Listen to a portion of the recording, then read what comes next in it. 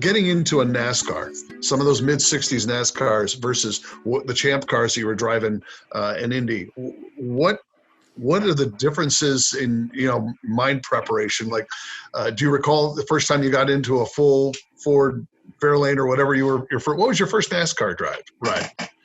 Well, actually, my first top line NASCAR drive, which was my very first, was for Smokey Yunick in Chevelle, the Daytona '66, and I'll tell you what, that was not very auspicious because it was interesting. Smokey was an icon in every way, but I now know why he chose me, because he felt that he could experiment with someone like myself that had no idea what to expect. And he was experimenting with different setups that once I got to talk about it with once I learned what he really had under me, I was like on a pogo stick, on those banking. There was, I'm thinking, how can these guys drive these cars so fast? And I had such a tough time. And so anyway, that was not a very good experience that first time. But then the following year, when I got a ride with Ford with Holman and Moody, right, and when I first went out, I said, "Oh, I'm in heaven," by comparison. It was much better put together. Yeah, it actually does feel like a race car of sorts.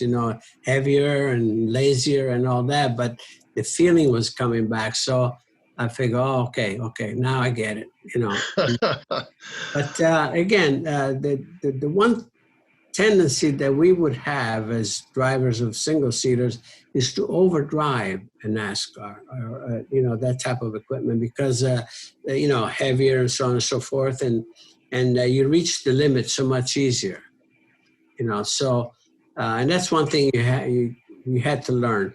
However, when it came to Daytona, just high speed and all of that, just a matter of just keeping it all together and getting the balance. And of course, again, they just had the right car for me, Ford and Holman and Moody,